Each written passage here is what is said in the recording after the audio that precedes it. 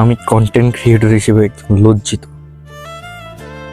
Content creator হিসেবে আমি লজ্জিত, খুবই লজ্জিত।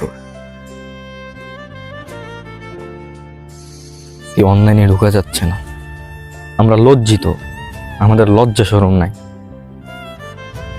আমরা কন্টেন্ট ক্রিয়েটর হিসেবে লজ্জিত, আমরা কিছু করতে পারছি না। আমাদের ভাইয়েরা বোনেরা রক্ত দিচ্ছে আমাদের জন্য। কার জন্য দিচ্ছে? আমাদের জন্য রক্ত দিচ্ছে, যেন আমাদের ভবিষ্যৎ ঠিক থাকে। আমরা কিছুই করতে পারছি না, তাদের ইজ্জত নিয়ে ছাত্রলীগরা খেলছে। আমি বলি, ছাত্রলীগ যারা করে, আমি ওপেনলি বলতেছি, ছাত্রলীগ যারা করে তারা জারজ সন্তান। তারা জারজ সন্তান, তাদের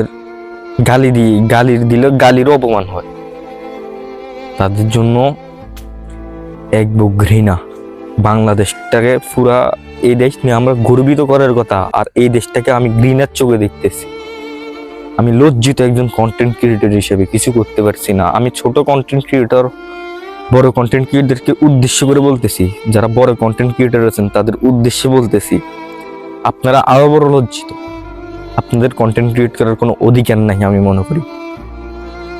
কাপল ব্লগ করলে তাদেরকে রোস্ট করেন, এইটা করলে রোস্ট করেন, ওইটা করলে রোস্ট করেন। আজকে আমার ভাইয়েরা বোনেরা নিজেদের জীবন বিলিয়ে দিচ্ছে।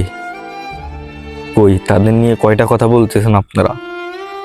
কয়টা কথা বলতেছেন? কয়জনে আপনারা কয়জনে নিজেভাবে হাত বাড়াচ্ছেন, নিজেভাবে প্রতিবাদ করতেছেন? অনেকেরই দেখছি আমি, সিলেটে বন্যা হলে সুন্দর মতো বন্যায় তারা সহযোগিতা করেন। কারো নাম বললাম না, অনেক বড় কন্টেন্ট ক্রিয়েটর সে, অনেক বড়। উনি যদি একটা পোস্ট করতো, লক্ষ লক্ষ মানুষ সাহস পেত। কই, তিনি তো কিছু করলেন না। আমরা লজ্জিত এই কারণে। ওনার পোস্টে দেখলাম যে একটা পোস্টও উনি করে নাই। তা কিছু বলার নাই, আমরা বারবার বলতেছি আমি লজ্জিত, একজন কন্টেন্ট ক্রিয়েটর হিসেবে আমি লজ্জিত। এই পোস্টগুলো দেখলে সত্যি চোখে দিয়ে পানি চলে আসে। আজকে সকাল ধরে আমার চোখে দিয়ে অনেকবার পানি ধরছে। আমরা লজ্জিত হবে, আমরা কিছু করতে পারছি না। আমি 52 কালো রাত্রি দেখি নাই, আমি 15 জুলাইয়ের কালো রাত্রি দেখেছি। তবে সবশেষে একটা কথাই বলি, সত্যের বিজয় ইনশাল্লাহ হবে, আর উপরে আল্লাহ আছে। ইনশাল্লাহ আমরা সত্যের পথে আছি বিদায় আমরা ইনশাল্লাহ জয়ী হব। দীর্ঘ 9 মাস যুদ্ধ করার পরে বাংলাদেশ স্বাধীন হয়েছে।